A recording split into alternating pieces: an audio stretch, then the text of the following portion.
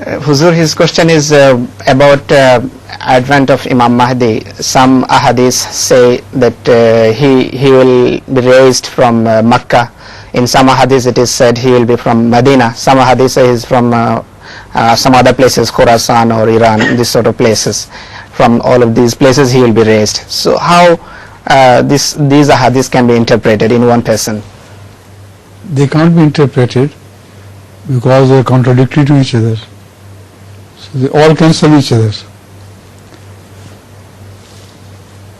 There is no reason to prefer one hadith over the other, and they are all contradictory. But there is one hadith in which you cannot find any contradiction whatsoever. That is a sign which is attached to heavenly bodies, and no man has any power over heavenly bodies. They can make hadith about things, about parenthood, etc., easily, because it's possible.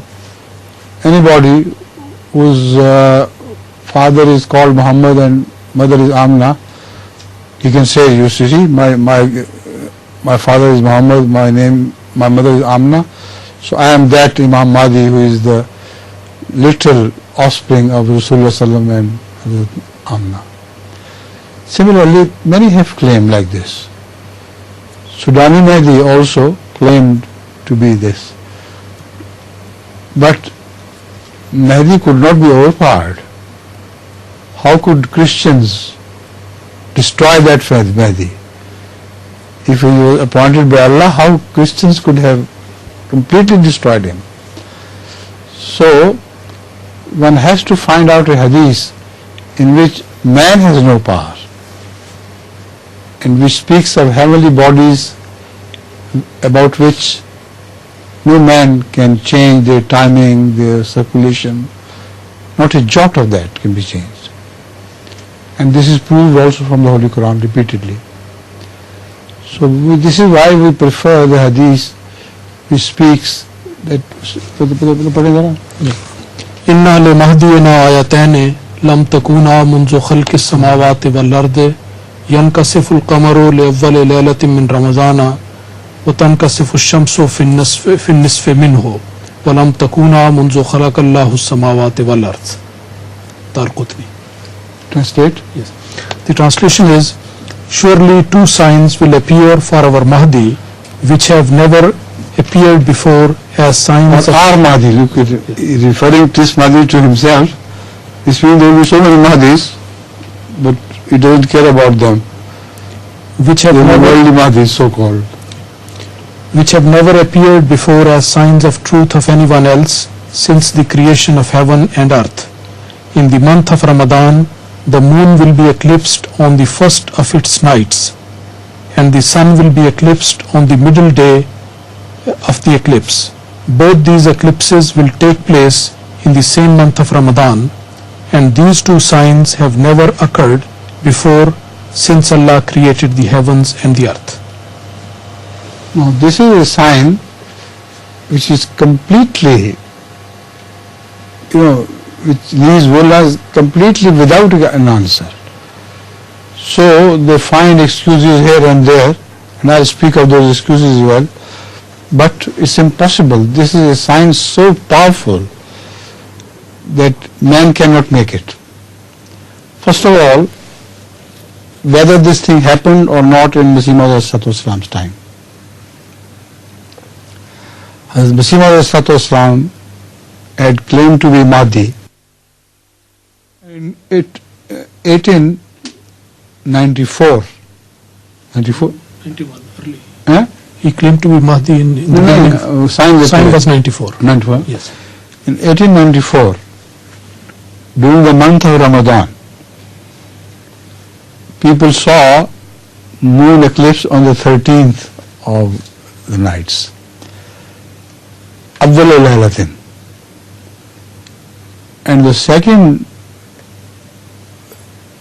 sign referred to the sun, and the sun eclipses either on 27th or 28th or 29th. and in the same month it eclipsed on the 28th, which is middle of the eclipse's day. Now, when you speak of this, in fact, anybody who has a little shame should keep quiet and say, yes, I agree. But the mullahs have strange excuses. One of those is that the Holy Quran speaks of the first night moon. But they, in fact, they speak of Rasulullah sallallahu alaihi wasallam as a non-Arab. He didn't know the ABC of Arabic. The first 3 nights of the moon is not referred to as Qamar. Moon is referred to as Hilal. Where the Hilal committees are formed everywhere. Nobody would ever hear of a Qamar committee. See? So Allah Ta'ala is speaking of Qamar. Muhammad Rasulullah Sallam was taught by Allah to speak of Qamar. So the first night of Qamar's eclipse is 13th. So if you stick to this, understand this point, mullahs are left with no answer whatsoever. Again, to make it more absurd, you can say, if the first night of Qamar is what you call Hilal, first night of Hilal, so Hilal is not visible anyway. It rises and dips so quickly that before people can point out, sometimes it's not seen at all. So what a sign it would be. After 1400 years the sign appears, or 1300 the sign appears, and it becomes confused, fogged, befogged because of, say, clouds, etc., for instance. So they are insulting Rasulullah sallallahu alaihi wasallam. So the only excuse they find in the end is this hadith is not true. According to the Ravis, those who reported this hadith, there are certain weak Ravis. So we don't agree with this hadith. This is neither found in Bukhari nor Muslim. So how can you say this is a true hadith? So in answer to this we say, if it is not true hadith, it must have been faked by an impostor. An impostor's prophecy could not be fulfilled. Exactly on the time this prophecy was fulfilled. So you are paying a great compliment to an impostor. Except for Rasulullah sallallahu alaihi wasallam, nobody could have prophesied it. Follow your point very well? Now you explain. In Feni, previously it was Bangladesh. Bangladesh. No, I was born in Libya. In Libya. So you are like that Bengali. But I didn't live there for a very long time. But you have lived in Bangladesh for a long time. Yeah. Born in Dhaka.